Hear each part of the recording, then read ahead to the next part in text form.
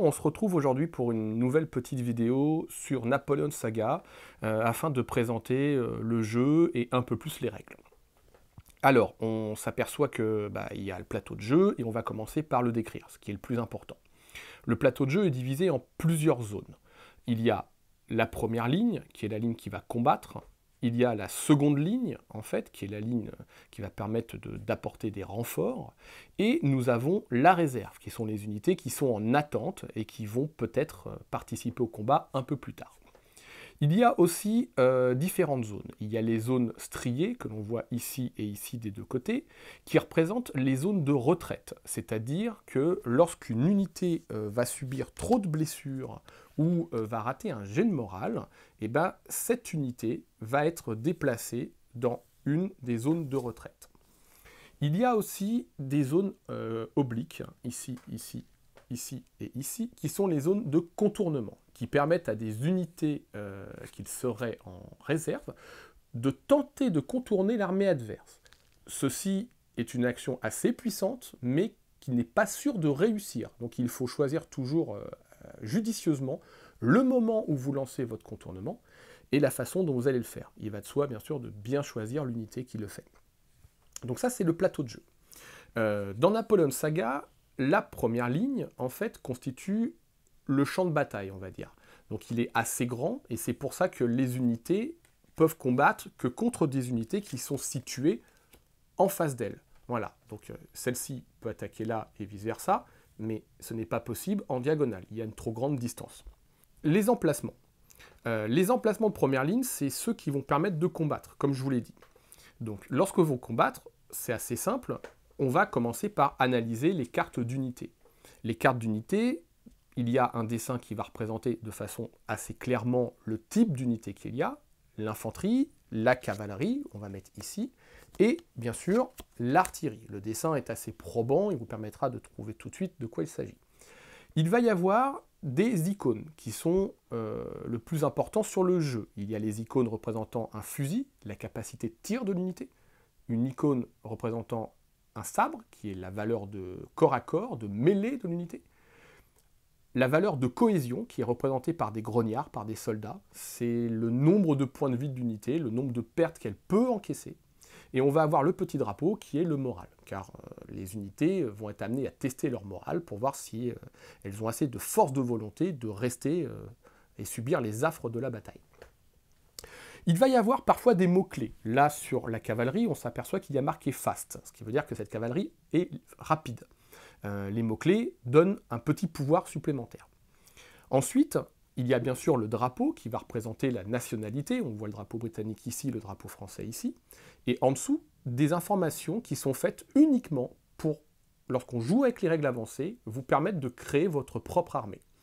La valeur représente la valeur de l'unité en points. Vous décidez avec votre adversaire de combien de points vous voulez jouer. 900 points est le nombre classique, mais on peut jouer à plus pour des grosses parties. Et vous allez avoir le nombre de fois que vous avez le droit de placer votre unité dans le deck armé. On n'a pas le droit de faire des armées qui soient déséquilibrées et qui doivent garder une cohérence historique. Donc ça, c'est pour les unités.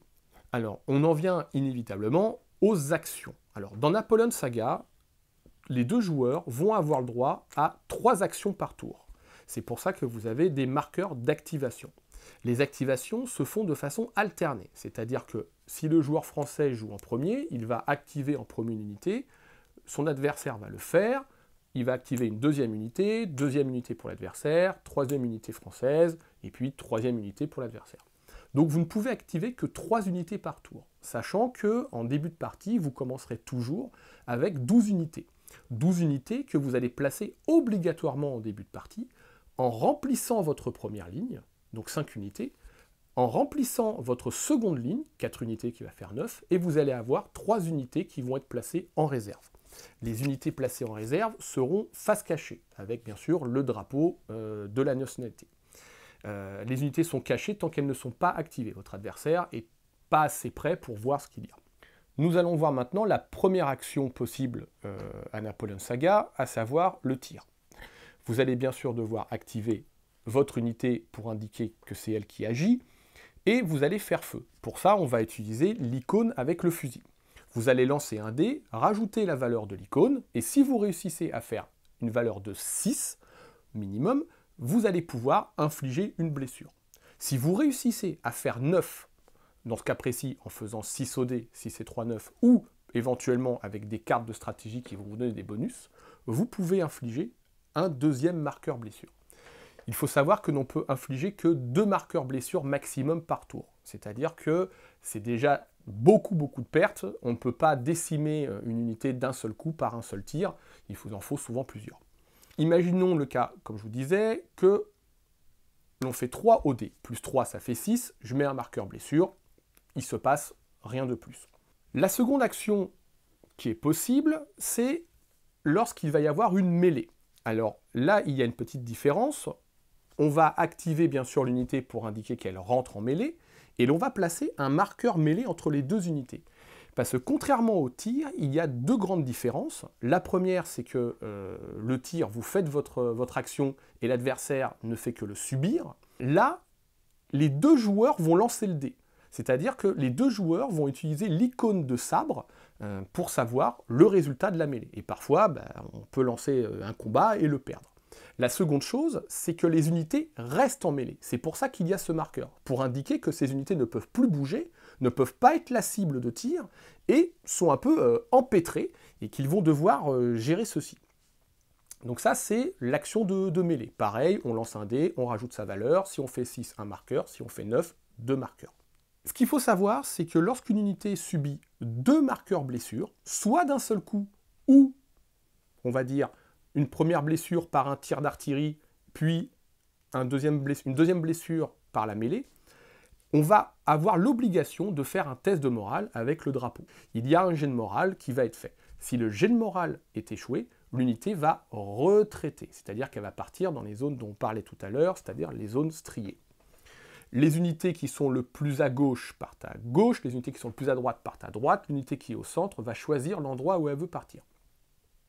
Vous pouvez toujours décider de volontairement reculer, c'est-à-dire que vous ne voulez pas laisser votre unité devant parce qu'elle a subi trop de pertes, elle est proche de l'élimination, vous préférez la faire retraiter, c'est-à-dire la faire partir loin derrière et essayer de la regrouper plus tard. Donc là, on a vu le tir, la mêlée et le moral.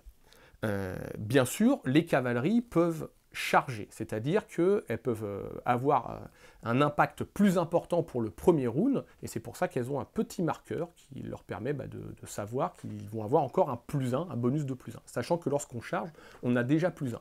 Donc dans le cas précis, on pourrait se dire, cette cavalerie légère a une faible capacité de mêlée, elle n'a que 2, l'infanterie a elle aussi 2, qui est quand même assez moyen, mais le fait de charger donne déjà un plus 1, c'est-à-dire que la cavalerie va être à 3. 3 contre 2. Donc 1 des 6 plus 3 pour la cavalerie française, 1 des 6 plus 2 pour l'infanterie britannique.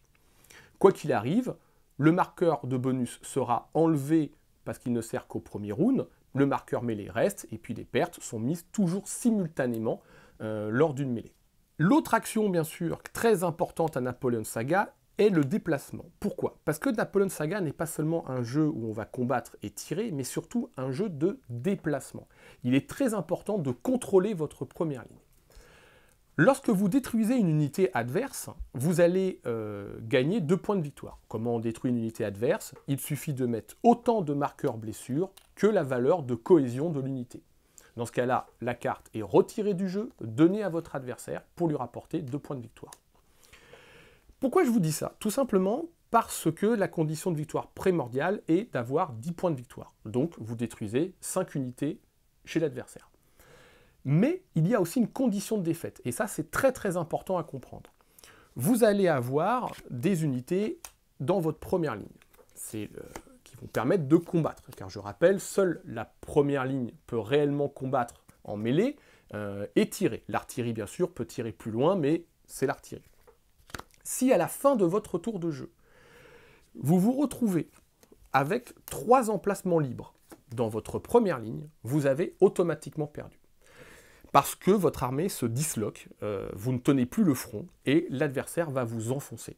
Ce qui veut dire que régulièrement, vous allez devoir utiliser des actions de déplacement pour faire monter des unités de la deuxième ligne vers la première, et parfois de la réserve vers la seconde ligne.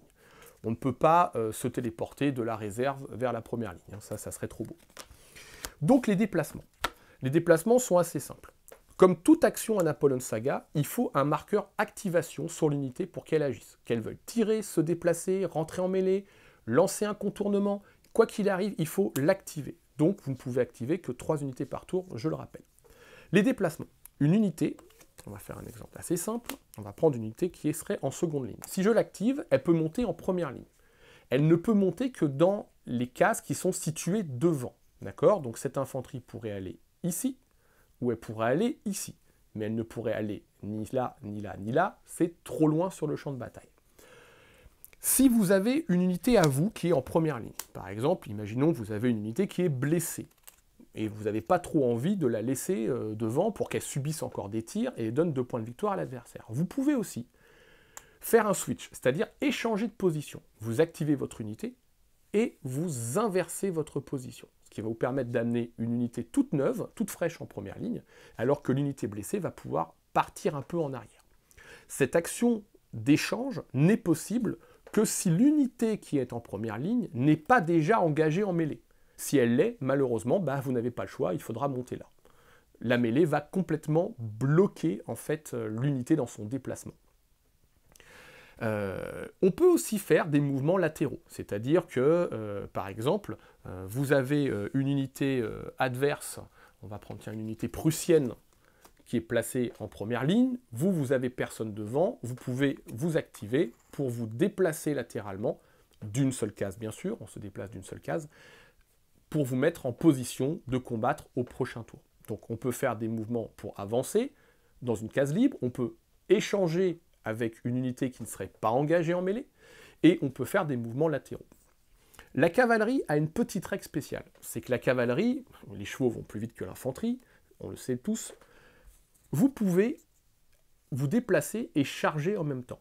C'est-à-dire que vous pouvez activer votre unité, dans ce cas précis par exemple je vais échanger ma position, et maintenant j'ai fait un déplacement et je vais engager le combat. Donc on l'a vu, je mets un petit marqueur charge pour indiquer que je charge, et je mets un marqueur de mêlée pour indiquer que nous rentrons en mêlée. Et là, les 2 joueurs vont lancer le dé. C'est une cavalerie lourde, elle est faite pour, c'est une cavalerie qui est très puissante, qui va avoir divers bonus, dont le mot-clé impact, et elle va sûrement faire de très très gros dommages. Donc les déplacements, c'est plutôt assez simple à voir. Il faut savoir une chose, c'est qu'une unité en réserve peut aller dans n'importe quel emplacement de votre seconde ligne, parce qu'elle n'est pas sous le feu ennemi, elle n'est pas préoccupée, elle a le temps de se déplacer. Donc c'est-à-dire que je peux venir ici, ici, je pourrais échanger ma place, ou je pourrais venir ici. Donc lorsqu'on est en réserve, on est un petit peu tranquille. Ce qui veut dire qu'une unité qui veut arriver en première ligne, il va lui falloir un premier tour pour monter, un second tour pour monter en première ligne, et un 3e tour pour pouvoir faire une action. Ça ne sera que 2 tours pour la cavalerie, car, comme on l'a vu, elle va d'abord en une action monter, et sur sa 2e action, elle va monter en première ligne et charger. Donc il faut toujours faire attention aux cavaleries adverses qui sont en seconde ligne et qui sont prêts à agir. Il y a bien sûr des moyens d'empêcher la cavalerie de charger. La première chose, c'est d'être en mêlée, ça c'est la première chose. Mais aussi, on peut bloquer avec des cartes de terrain. On reviendra sur les cartes de stratégie, mais il y a des cartes, par exemple, comme le village, qui sont des bâtiments, qui empêchent les cavaleries de rentrer dedans. Donc du coup, s'il y a un bâtiment chez les Britanniques, et qu'il y a une unité dedans, inévitablement, je ne peux pas la charger parce que mes petits chevaux ne rentrent pas par les fenêtres des bâtiments. L'autre déplacement qui est un peu plus complexe, c'est le contournement. Alors, le contournement, qu'est-ce que c'est? C'est une unité qui est chez vous en réserve, face ouverte ou face cachée, mais si elle est face cachée, elle va partir en contournement face cachée, votre adversaire ne saura pas ce que c'est, et vous allez tenter, je dis bien tenter, de contourner l'ennemi. Donc, vous vous activez normalement pour aller dans votre zone de contournement, et si vous le réussissez, vous arriverez de l'autre côté, bien sûr, face visible, pour attaquer la réserve. Et on va s'apercevoir qu'en réserve, il va y avoir les artilleries qui sont souvent très faibles en mêlée. Il va y avoir aussi les unités qui sont blessées, qui ont dérouté et qui se sont regroupées. Et ça va permettre de gêner l'adversaire directement dans son propre camp. Et parfois de récupérer quelques petits points de victoire. Pour réussir un contournement, c'est assez simple. il faut dans un premier temps faire une action pour se déplacer ici, et à la fin de chaque tour, vous allez lancer un dé, et vous allez essayer de faire 6 au dé. Alors vous allez me dire, c'est un peu difficile, c'est une chance sur 6, mais c'est une chance qui va augmenter tous les tours, puisque à chaque fois que vous allez rater, vous allez avoir un petit bonus de 1 point pour le tour prochain. C'est-à-dire qu'au premier tour, vous réussissez sur 6, au deuxième tour, vous réussissez sur 5-6, au troisième tour, sur 4-5-6, et ainsi de suite. C'est pour ça qu'au début de l'explication, je vous ai bien dit que lancer un contournement fait que ce n'est pas toujours une réussite. J'ai vu des parties où l'unité en contournement est arrivée en toute fin de partie, elle n'a servi à rien, et votre unité aurait pu servir autre part. Donc il y a un risque à partir en contournement. Les cavaleries légères ont un bonus de +1, c'est-à-dire qu'une cavalerie légère réussit toujours au départ sur 5-6, et puis après 4-5-6, 3-4-5-6, et ainsi de suite. Donc lancer une cavalerie légère, qui est bien sûr moins puissante qu'une cavalerie lourde, vous donne ce petit avantage. Petite règle au passage, les cavaleries lourdes ne font pas de contournement. Ça c'est historique, on ne contourne pas avec des cuirassiers, on contourne avec des cavaleries légères, des chasseurs à cheval, des hussards, des lanciers, des choses comme ça. Il y a un second type de cartes Napoleon Saga qui sont les cartes de stratégie. Ce sont les cartes que vous allez avoir en main, qui vont représenter les ordres, les effets, les petites règles spéciales, les doctrines de combat des armées. Donc elles ont un don différent des unités. Les unités ont toujours un dos qui représente le drapeau de la nationalité. Là, c'est les cartes que vous avez en main. Donc les cartes de stratégie, vous allez les utiliser au mieux, sachant que vous avez toujours 5 cartes de stratégie dans votre main. À la fin d'un tour de jeu, vous remonterez votre main à 5 cartes, ce qui veut dire qu'il ne faut pas avoir peur d'utiliser vos cartes. Il y a beaucoup de jeux, où, comme Magic par exemple, où on a très peu de cartes dans la main très rapidement. Là, ce n'est pas le cas, vous avez toujours 5 cartes. Il y a plusieurs types de cartes. Vous allez avoir les cartes qui ont un effet immédiat. Par exemple, Fix Bayonet. Je décide de donner +1 en mêlée à mon unité. Je cible mon unité, je donne +1, donc ça va faire +1 au dé. La carte est jouée, elle est défaussée pour l'instant. Il n'a plus besoin. Il y a les cartes qui vont s'associer, c'est-à-dire que vous allez le placer de façon permanente sur une unité. En l'occurrence, là c'est un officier qui va donner un bonus de +1 en mêlée, mais de façon permanente. Pour la petite histoire, les cartes qui s'associent sont très fortes, mais si votre unité est détruite, elles vont donner des points de victoire supplémentaires à l'adversaire. Et il y a des cartes qui sont assez rares, par exemple comme les conscrits, qui sont une carte qui va se transformer en une unité. Vous faites appel à des conscrits de dernière minute, vous avez les valeurs que l'on retrouve, les petites icônes sur les unités ici. L'autre type de carte que l'on peut avoir à Napoleon Saga, on peut avoir des cartes de terrain. Alors, les cartes de terrain, c'est très important, parce qu'elles vont permettre plusieurs choses. Elles vont d'abord donner des bonus à votre armée. Par exemple, si l'on prend un village, l'unité qui est dans le village a +1 pour se défendre en mêlée. Mais elles vont aussi bloquer les lignes de tir pour les artilleries adverses. C'est-à-dire que si l'unité britannique est dans le village et que j'ai une artillerie en seconde ligne, eh bien, je peux tirer dessus, mais je ne vais pas pouvoir tirer sur les unités qui seraient potentiellement derrière, car le village va bloquer.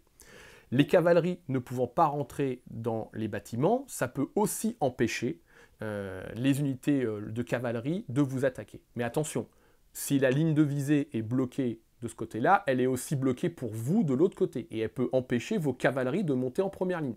Donc il faut savoir les jouer avec parcimonie, intelligemment, pas les placer n'importe où.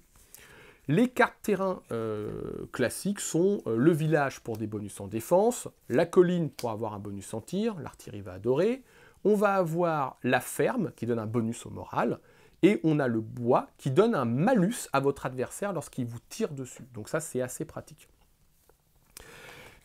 Les cartes unités peuvent aussi vous permettre de prendre des formations, c'est-à-dire que vous allez demander à votre unité de changer de formation. Formation en ligne. C'est pour ça qu'il y a des petits marqueurs qui sont faits pour indiquer que votre unité maintenant est en ligne. Elle va avoir un bonus au tir, un malus pour la mêlée. On peut aussi, bien sûr, lorsqu'on est face à une cavalerie, jouer des formations en carré. Alors dans ce cas-là, l'unité se forme en carré et va être parée pour combattre de la cavalerie. Et on a les formations en échelon, qui sont des formations qui sont faites pour la cavalerie. C'est une technique assez classique pour envelopper l'ennemi. Donc les cartes de stratégie vous permettent de faire divers types d'actions ou de vous donner des bonus. On s'aperçoit qu'en haut de chaque carte stratégie, il y a une petite valeur. Et ça, c'est quelque chose qui est aussi très important à comprendre à Napoleon Saga, parce que c'est ce qui va vous permettre de déterminer l'initiative, à savoir qui va jouer en premier dans un tour. Nous avons 5 cartes en main tous les tours. Donc on va prendre un exemple tout bête. J'ai 5 cartes de stratégie, mais j'aurai aussi, et hop, ça a le même dos, une carte bluff. La carte bluff va représenter le général de votre armée, en l'occurrence ici Napoléon. Comment ça se passe l'initiative? C'est très très simple, c'est la première action d'un tour de jeu. Chaque joueur choisit secrètement une de ses cartes et la place face cachée. L'adversaire fait de même, on va révéler. Quoi qu'il arrive, les cartes jouées seront défaussées, donc elles partiront à la poubelle, et le joueur qui aura mis la plus haute valeur d'initiative va gagner l'initiative pour le tour. C'est-à-dire que ça va être le premier joueur à activer une de ses unités. Donc par exemple, si on prend ce petit placement, il serait très intéressant pour le Français d'avoir l'initiative, car il agirait en premier, ferait un tir en premier, et peut-être éliminerait l'unité adverse, ou l'obligerait à faire un nouveau jet de morale, car plus il y a de marqueurs de blessure sur une unité, plus le jet de morale est difficile à accomplir. En cas d'égalité, on lance un dé, un pair, pour savoir qui est-ce qui gagne. On ne va pas relancer le dé 15 fois. Par contre, la carte de bluff, elle, est assez subtile. Parce que lorsque vous jouez une carte de stratégie pour l'initiative, je vous l'ai dit, elle est défaussée. Lorsque vous jouez votre carte de stratégie bluff, face cachée toujours, déjà, vous allez avoir 5 cartes à jouer pour le tour et pas seulement 4. Et puis, votre adversaire ne le sait pas, on va révéler, hop, et la carte de bluff n'est jamais défaussée. En fait, elle est juste défaussée pour le tour et vous la récupérez toujours en début de tour. Alors, quel est l'intérêt de jouer la carte bluff? C'est lorsque vous avez des très bonnes cartes en main, que vous n'avez pas obligatoirement l'envie de prendre l'initiative parce que vous êtes assez bien ou vous voulez voir ce que va faire votre adversaire. Donc, vous jouez votre carte bluff. L'autre intérêt de jouer sa carte bluff, c'est d'essayer de faire une double action. Alors, la double action, c'est assez classique de certains jeux de société. Je vous l'explique très très rapidement, vous allez la comprendre. Si je vous laisse l'initiative en jouant ma carte bluff et que vous avez joué une carte de valeur 3, déjà, vous avez perdu une carte, pas moi, vous allez agir en premier. Vous faites votre première action, je fais ma première, vous faites votre deuxième, je fais ma deuxième, vous faites votre troisième, je fais ma troisième, fin du tour. Ce qui veut dire que j'ai joué en dernier, j'ai activé cette unité en dernier. Le tour d'après, je vais essayer d'avoir l'initiative pour activer cette unité en premier. Ça veut dire qu'elle va jouer 2 fois d'affilée, grosso modo. Et ça, c'est très très puissant, mais l'adversaire, en général, il essaye de vous contrer, il le sent, et il va sûrement craquer des cartes d'initiative assez hautes. Alors, justement, quand je dis assez haut, pourquoi? Parce que les cartes d'initiative vont avoir une valeur de 0 à 5, en plus du bluff qui vaut 0. Souvent, les cartes d'initiative qui ont une assez haute valeur d'initiative, c'est pas pour rien, c'est parce qu'elles ont un effet assez puissant. Donc, il y a la question, ma carte, je la joue pour sa valeur d'initiative, elle est défaussée, ou je la garde et je joue pour son texte. Pareil, ça va être à vous de choisir. Napoleon Saga est un jeu dans lequel il y a beaucoup de choix à faire. Quelle carte je joue, comment je la joue, et surtout, quelle action je fais et où je me déplace. Je le rappelle, c'est un jeu qui est très important au niveau des déplacements. Si vous ne vous déplacez pas, vous allez perdre la partie. Vous allez beau attaquer par des tirs, de la mêlée, faire des pertes à votre adversaire, vous ne remplirez pas les trous, et à un moment, votre seconde ligne sera vide et vous ne pourrez plus remplir votre première ligne, car je le rappelle, c'est une des conditions de défaite, 3 emplacements libres en première ligne. Voilà. Là, on a fait un tour rapide en fait des règles. Il y a bien sûr plein de petites règles qui sont là pour rendre le jeu encore plus historique, charge contre charge. Voilà, les jeux de morale va devenir de plus en plus difficile lorsque des unités sont blessées. Il y a des unités de la garde qui sont très puissantes, mais qui ont le défaut de commencer en réserve. Donc il va falloir qu'elles montent pour y arriver. Et bien sûr, lorsque vous allez créer votre propre jeu, vous allez d'abord choisir vos cartes unités avec un certain nombre de points et vous allez choisir les cartes de stratégie que vous allez mettre dans votre deck. Puisque vous allez pouvoir avoir un deck de 40 cartes stratégie, les cartes ne peuvent être jouées qu'en 2 exemplaires, donc au maximum vous allez avoir 20 cartes en 2 exemplaires. Mais on s'aperçoit que il y a tellement de cartes intéressantes dans le jeu, il y a tellement de stratégies possibles que vous allez jouer des cartes parfois en 1 exemplaire, un petit effet toolbox, un petit effet boîte à outils, de façon à toujours être capable d'être prêt par rapport aux tactiques de l'adversaire. Donc voilà, c'était une petite présentation de Napoleon Saga. On pourrait rentrer bien plus dans les règles, mais je vous invite à regarder le PDF qui est sur le Kickstarter. PDF des règles en français ou en anglais pour ceux qui préfèrent. Voilà, n'hésitez pas, si vous avez des questions, à envoyer des mails, à poster sur la page du KS, à poster sur la page Facebook de Napoleon Saga. J'essaierai toujours de répondre rapidement si vous avez des petites questions assez pointues. Voilà, et bah écoutez, merci à tous, bonne partie et vive l'empereur.